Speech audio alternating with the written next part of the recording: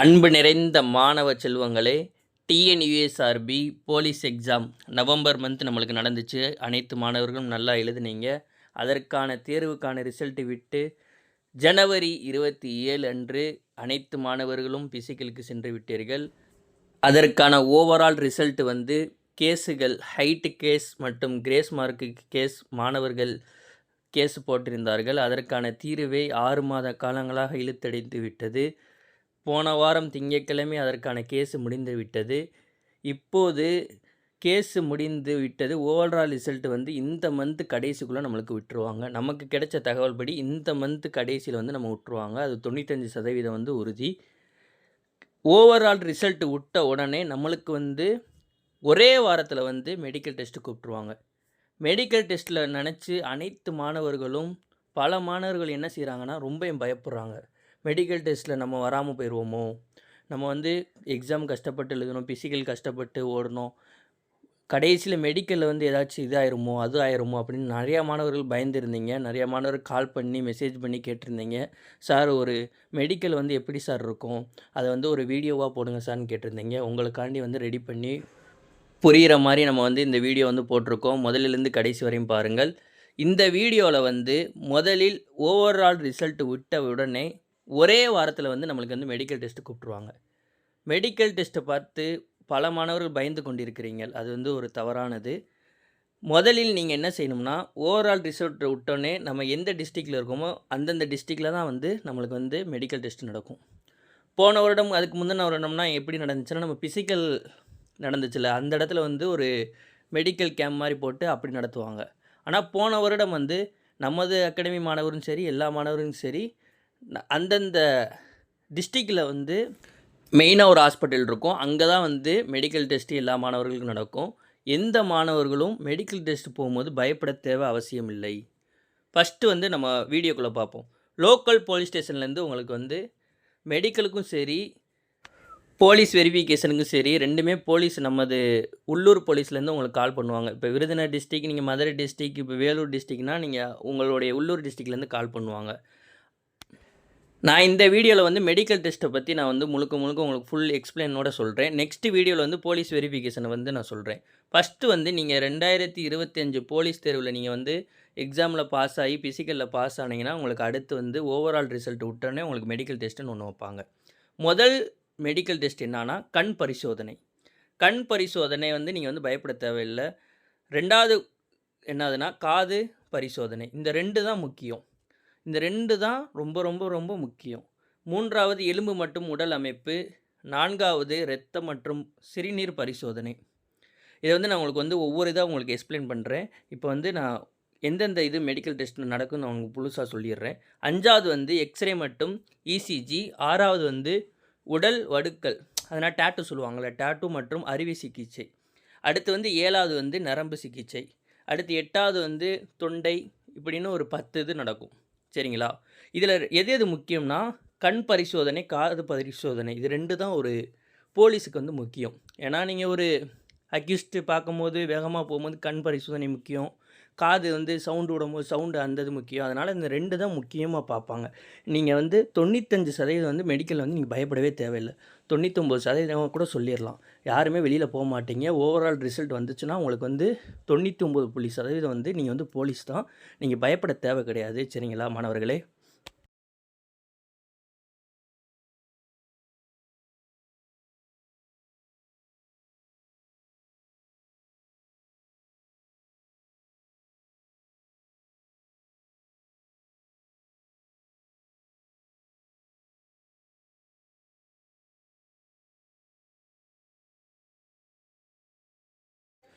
இப்போக்குள்ள பல மாணவர்கள் வந்து நம்மள்ட்ட கால் பண்ணி, சார் எனக்கு பயமாக இருக்குது சார், எனக்கு கண்ணு வந்து நான் கண்ணாடி போடுவேன் சார், காது வந்து எனக்கு லைட்டாக கொஞ்சம் இதாக இருக்குது சார், நரம்பு வந்து எனக்கு இருக்குது சார், நான் டேட்டு குத்திருக்கேன் சார், இப்படின்னு பல மாணவர்கள் வந்து கால் செய்து மெசேஜ் சொல்லியிருக்கீங்க. நீங்கள் வந்து நான் ஒரு நல்ல விஷயம் ஒன்று சொல்கிறேன், நல்லா ஞாபகம் வச்சுக்கோங்க. பயப்பட மெடிக்கலில் வந்து நீங்கள் பயப்பட தேவையே கிடையாது. ஒவ்வொரு டிஸ்ட்ரிக்டில் வந்து ஒவ்வொரு மாதிரி மெடிக்கல் நடக்கும். ஒரு இடத்துல வந்து ரொம்ப ஸ்ட்ரிக்டாக பிடிப்பாங்க, ஒரு இடத்துல வந்து நார்மலாக பிடிப்பாங்க. அதனால் நீங்கள் பயப்படவே தேவை கிடையாது. ஃபஸ்ட்டு வந்து என்னன்னா கண் பரிசோதனை, ஐ டெஸ்ட். இதில் வந்து 2 இது இருக்குது. ஒன்று கலரு, ஒன்று வந்து தூரத்தில் வச்சு பார்ப்பாங்க. ஏபிசிடி நீங்கள் நார்மலாக ஒரு கப் போயிருந்தீங்கன்னா உங்களுக்கு தெரிஞ்சிருக்கும். ஏபிசிடின்னு ஒரு தூரத்தில் வச்சு உங்களுக்கு குறிப்பிட்ட இடத்துல இருந்து ஃபஸ்ட்டு வந்து அந்த இதை வாசிக்க சொல்லுவாங்க. ஏ அது என்னது, பி அப்படின்னு கீழே நம்பர் வாசிக்க சொல்லுவாங்க. அந்த இது ஃபஸ்ட்டு கண் பரிசோதனை இதில் இது. அதில் வந்து நீங்கள் வந்து கண்ணாடி போட்டவங்க வந்து கண்ணாடி வந்து அங்கே போட்டுட்டு போகாதீங்க. அதை வந்து நீங்கள் கழட்டிக்கோங்க. அதனால் வந்து ஈஸியாக வந்து நம்ம சொல்கிற மாதிரி அவங்க டக்குன்னு நீங்கள் சொல்லிடுங்க. அந்த யோசிக்கிற மாதிரி இருக்காதீங்க. இப்போ ஏ பின்னு அடுத்த லெட்ரு உங்களுக்கு தெரியலனா, கொஞ்சம் லைட்டாக உங்களுக்கு தெரியலனா ஏதாச்சும் ஒன்று சொல்லிடுங்க. அதை அப்படியே யோசிக்கும் போது நம்ம வந்து கொஞ்சம் இதாக டவுட் பண்ணிடுவாங்க. அதனால் நீங்கள் டக்குன்னு வந்து நீங்கள் அடுத்தடுத்து ஆன்சர் பண்ணிடுங்க. 2வது வந்து நிறம் வச்சு உள்ள வந்து கலர் இருக்கும். அதுக்குள்ளே வந்து ஏபிசிடி அந்த மாதிரி இருக்கும். ஒவ்வொரு பேப்பராக இருக்கும். அதை வந்து ஒன்று ஒன்றா திருப்புவாங்க. இது வந்து ரொம்ப ரொம்ப முக்கியம். பல மாணவர்களில் 100%ல் ஒரு 2-3% மாணவர்களுக்கு வந்து இந்த குறைபாடு இருக்கிறது. அதனால் வந்து இந்த குறைபாடு உள்ளவர்களுக்கு அதிக சான்ஸ் இருக்குது வெளியேற்றுறதுக்கு. அதனால் வந்து எந்த ஒரு பயப்பட தேவையில்ல. உங்களுக்கு எல்லாமே கரெக்டாக இருக்கும்னு நீங்கள் கடவுள்கிட்ட வேண்டிக்கோங்க. 2வது வந்து இந்த இது. 3வது வந்து தூரத்து பார்வை. அடுத்து உங்களுக்கு பக்கத்து பார்வை. பக்கத்தில் வச்சு உங்களுக்கு வந்து கேட்பாங்க. இதுதான் ஐ டெஸ்ட். இந்த டெஸ்ட்டு 3 தான் நடக்கும். அவ்வளோதான். நீங்கள் வந்து அடுத்த மெடிக்கலுக்கு போயிடலாம். 2வது வந்து என்னதுன்னா காது பரிசோதனை. காது பரிசோதனையில் வந்து என்ன நடக்கும்னா கேட்கும் திறன் பரிசோதனை. இப்போ மென்மையாக வந்து உங்களுக்கு மிஷின் மாட்டிடுவாங்க. சில ஹாஸ்பிட்டலில் எப்படி இருக்கும்னா உங்களுக்கு வந்து பக்கத்தில் வந்து டாக்டர் வந்து லைட்டாக பேசுவாங்க. நான் என்ன பேசுன்னு கேட்பாங்க. சில இடத்துல வந்து மிஷின் இருக்கும், சில இடத்துல வந்து மிஷின் இருக்காது. அதனால் நீங்கள் பயப்பட தேவை கிடையாது. சின்னதாக வந்து உங்களுக்கு இது போட்டு சவுண்டில் என்ன சொல்லுதுன்னு ஒன்று கேட்பாங்க. அதை வந்து நீங்கள் ஈஸியாக ஆன்சர் சொல்லிடலாம். அடுத்து வந்து பெரிய சவுண்டு வச்சு உங்களுக்கு என்ன சொல்லுதுன்னு கேட்பாங்க. இது மேக்ஸிமம் வந்து எந்த மாணவர்களுக்கும் காது வந்து எந்த ஒரு குறைபாடு இருக்காது நம்புகிறோம். அதுக்கடுத்து வந்து எப்படின்னா சமநிலை மற்றும் மயக்க சோதனை. அந்த இது வச்சு உங்களுக்கு வந்து சவுண்டு கேட்பாங்க. எல்லாமே ஈஸியாக தான் இருக்கும். நீங்கள் பயப்பட தேவையில்லை. பயப்படாமல் இருந்தீங்கன்னா கண்டிப்பாக வந்து மெடிக்கல் டெஸ்ட் வந்து சில இடத்துல வந்து ஒரு நாள் நடக்கும். எலும்பு மற்றும் உடல் அமைப்பு 2 நாள் நடக்கும். எலும்பு கால் இருக்குல்ல, 2 கால்கள் வந்து ஒரே நாளில் வந்து உங்களுக்கு எல்லா சில மாணவர்களுக்கு வந்து அப்படி கால் வந்து வளைஞ்சு முடிச்சிருவாங்க. அப்படி நேராக நிற்க சில இடத்துல வந்து நீங்கள் நாளைக்கு வாங்க இருந்து அப்படியே கால் இன்று வந்து பரிசோதனை பண்ணிட்டு சில மாணவர்களுக்கு ரிசல்ட் சொல்லுவோம், நாளைக்கு சொல்லுவாங்க. இப்படி மேக்ஸிமம் நீங்கள் பயப்பட தேவையே ரொம்ப முக்கியமானது. அடுத்து வந்து 3வது என்னன்னா ஒரு ரன்னிங். அந்த இதுதான் ஒரு பரிசோதனையிலே முக்கியம். ஆனால் நீங்கள் வந்து மெடிக்கல் டெஸ்ட் இது பிசிக்கல் எல்லாம் நல்லா பண்ணியிருப்பீங்க. இருந்தாலும் உங்களுக்கு ஒரு டெஸ்ட்டு பண்ணுவாங்க. 2 காலையும் நேராக வைத்து கால் வளைந்திருக்கான்னு பார்ப்பாங்க. இது ரொம்ப ரொம்ப முக்கியம். இது எல்லா மாணவர்களுக்கும் கரெக்டாக இருக்கும் நம்ம நம்புகிறோம். எல்லோரும் வந்து போகும்போது வந்து கண்டிப்பாக வந்து ஒரு கடவுள்கிட்ட வந்து நீங்கள் வேண்டிக்கோங்க எந்த ஒரு இது நடக்கக்கூடாதுன்ட்டு. அடுத்து வந்து தட்டையான பாதனை பரிசோதனை. காலை வச்சு பார்ப்பாங்க. மேக்ஸிமம் வந்து இதில் வந்து ரொம்பவும் பார்க்க மாட்டாங்க போலீஸை பொறுத்த வரையும். ஆர்மியில் தான் வந்து ரொம்பவும் நுணுக்கமாக பார்ப்பாங்க. அது தவிர போலீஸில் வந்து அவ்வளோவா பார்க்க மாட்டாங்க. இந்த 3வது வந்து இதுதான் நடக்கும். எலும்பு மற்றும் உடல் அமைப்பு. உங்களுக்கு ஏதாச்சும் இப்போ வந்து நீங்கள் ஊடையில் வந்து உங்களுக்கு சந்தேகம் ஏதாச்சும் இருந்துச்சுன்னா, சார் இந்த மாதிரி கண்ணில் வந்து எனக்கு ரொம்ப இதாக இருக்குது சார், காது வந்து எனக்கு வந்து லைட்டாக கொஞ்சம் இது மென்மையான சவுண்டு எனக்கு கேட்காது சார், எனக்கு வந்து நான் ஆப்ரேஷன் பண்ணியிருக்கேன் சார், அந்த மாதிரி ஏதாச்சும் உங்களுக்கு டவுட் இருந்தால் நமது அகாடமி நம்பர் இருக்குது. அதை வந்து நான் உங்களுக்கு வந்து டிஸ்பிளேயில் காட்டுறேன். அந்த நம்பரை வந்து நீங்கள் வந்து கால் பண்ணிங்கன்னா போதும், அல்லது வாட்ஸ்அப் மெசேஜ் செய்தால் போதும். கால் பண்ணால் உங்களுக்கு வந்து ரெஸ்பான்ஸ் வந்து கொஞ்சம் கிடைக்கிறது கம்மி தான். அதனால் வந்து நீங்கள் வந்து வாட்ஸ்அப்பில் எல்லா மாணவரும் வாட்ஸ்அப்பில் மெசேஜ் பண்ணிடுங்க. ஏன்னா வாட்ஸ்அப்பில் வந்து 10 இடத்துல நம்ம வந்து ஸ்டாஃப் இருக்காங்க. 10 இடத்துக்கும் ஒரே நம்பர் தான். அதனால் டக்குன்னு உங்களுக்கு பதில் சொல்லுவாங்க.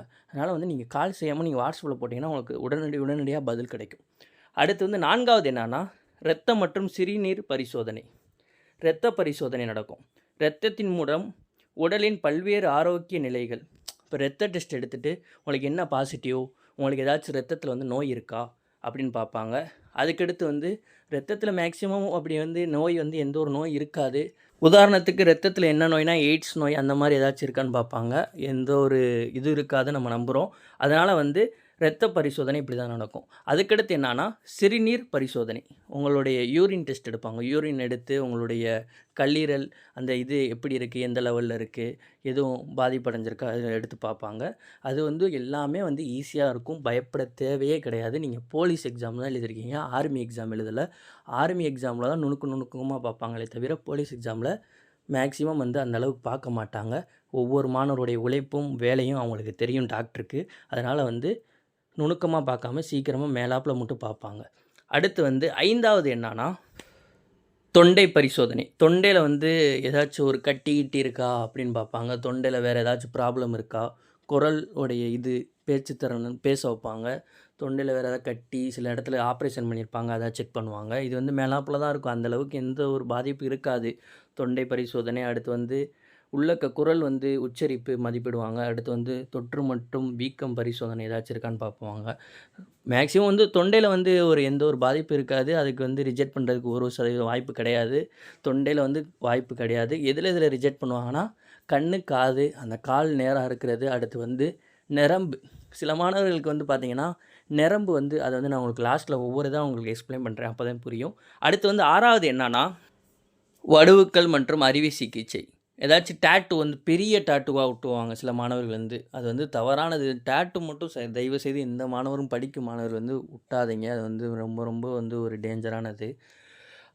பெரிய டாட்டூ ஒட்டுறவங்க வந்து இந்த மருத்துவர் வந்து என்ன ரிசல்ட்ன்னு சொல்லுவாருன்னு தெரியாது.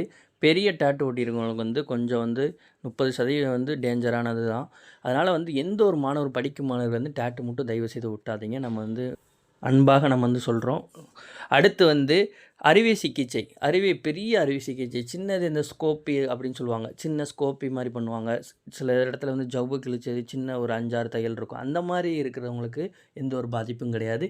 பெரிய தையல் முதுகுல, கழுத்துல, தொடையில, வயித்துல அப்படி பெரிய தையல் இருக்கும் தெரியுமா? ரொம்பவும் பெரிய ஆப்ரேஷனா நடந்திருக்கும். ஆக்சிடென்ட் நடந்திருக்கும். அந்த மாரி பெரிய தையல் இருக்கவங்களுக்கு வந்து கொஞ்சம் வந்து டேஞ்சரானது தான். அது வந்து பயப்பட தேவையில்ல. அந்த மருத்துவர் வந்து என்ன சொல்றாருன்னு நம்மளுக்கு வந்து தெரியாது. இது வந்து ஒரு டேஞ்சரானது. இது வந்து சும்மா ஒரு சாதாரணது வந்து அவர் சொல்ற பதில் தான். அவர் என்ன சொல்றாரோ அத தான் வந்து நம்ம எடுத்துக்கணும். அவங்களும் வந்து சொல்லுவாங்க. அடுத்து வந்து 7வது என்னன்னா, எக்ஸ்ரே மற்றும் இசிஜி. எக்ஸ்ரே எடுத்து உங்களுக்கு ஃபுல் பாடி வந்து எக்ஸ்ரே எடுத்து பார்ப்பாங்க. ஏதாச்சும் வீக்கம் இருக்கா? ஏதாச்சும் நோய்கள் இருக்கா? ஏதாச்சும் தொடையில வந்து கால் முட்டியில வந்து, கழுத்தில வந்து ஏதாச்சும் வீக்கம் இருக்கா? அப்படின்னு சொல்லி ஃபுல் பாடிக்கு வந்து எக்ஸ்ரே எடுத்து பார்ப்பாங்க. அடுத்து வந்து நம்ம ரொம்ப முக்கியமானது வந்து இசிஜி. இதயத்த வந்து எப்படி பரிசோதனை எப்படி இருக்குன்ட்டு. ஏற்கனவே அனைத்து மாணவர்களும் பயந்துகிட்டு இருப்பீங்க.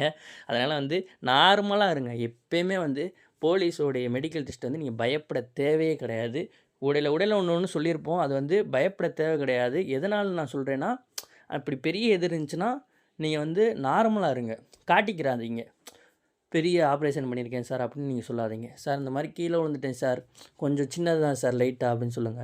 அடுத்து வந்து கண்ணுல அப்படி ஏதாவது ஒரு இது சமாளிச்சு விடுங்க. எந்த ஒரு இதுவும் சார் எனக்கு அதனால வந்து இசிஜி உடைய மெடிக்கல் வந்து அவ்வளவா ஒரு பாதிப்பும் கிடையாது. உங்களுக்கு இதயம் வந்து டெஸ்ட் பண்ணுவாங்க. எப்படி நார்மலா இருக்கா? ரொம்ப இதா இருக்கான்னு பார்ப்பாங்க. அது எந்த ஒரு பாதிப்பும் இருக்காது. அதுக்கு எந்த ஒரு ரிஜெக்ட்டும் பண்ண மாட்டாங்க. அவ்வளோதான். மெடிக்கல் டெஸ்ட்ட பொறுத்தவரையும் ஒரு 10 இது இருக்கும். 1, 2னா சும்மா நார்மலா இருக்கும். மெயினானது வந்து என்னன்னா, கண்ணு, காது மட்டும்தான். அடுத்து 8வது என்னன்னா, நரம்பியல் பரிசோதனை. நரம்பு வந்து சில மாணவர்களுக்கு வந்து எப்படி இருக்கும்னு பார்த்தீங்கன்னா, சுருக்கமா இருக்கும். சுருண்டு சுருண்டு இருக்கும் பார்த்துருப்பீங்க. சில மாணவர்கள நீங்க பார்த்துருப்பீங்க. அப்படியே அந்த காலுக்கு தொடைக்கிலனா பார்த்தீங்கன்னா, ரொம்பயும் சுருங்கமா ரொம்பயும் கால் ஃபுல்லா இருக்கும். கை ஃபுல்லா இருக்கும். அப்படிப்பட்ட மாணவர்களுக்கு வந்து இது விலக்குவாங்களா? ரிஜெக்ட் பண்ணுவாங்களான்னு நீங்க கேட்டீங்கன்னா, அதிக சான்ஸ் கிடையாது. ஒரு கம்மியான சான்ஸ் மட்டும் தான் இருக்கு. அப்படிப்பட்ட மாணவர்கள் எதனாலனா, அது கொஞ்சம் ஒரு பாதிப்பான ஒரு வியாதி மாரி. நீங்க வந்து பயப்பட தேவையே இல்ல. நான் சொல்றது ஒரே ஒரு விஷயம் தான். ஆர்மி டெஸ்ட்ல தான் நுணுக்கமா பார்ப்பாங்க. போலீஸ் டெஸ்ட்ல வந்து நுணுக்கமா பார்க்க மாட்டாங்க. 1 ஒரு 2 டெஸ்ட் அவ்வளோதான் உங்களுக்கு முடிந்து விட்டது. அது வந்து ஒரு சிம்பிளா இருக்கும் அவ்வளோதான். நீங்க வந்து ஏதாச்சும் உங்களுக்கு ஒரு டவுட் இருந்துச்சுன்னா, நான் வாட்ஸ்அப் நம்பர் தரேன். அந்த நம்பர்ல வந்து நீங்க மெசேஜ் பண்ணுங்க. உங்களுக்கு எந்த ஒரு டவுட்னாலும் நம்ம வந்து கிளியர் பண்ணிருவோம். நன்றி, வணக்கம்.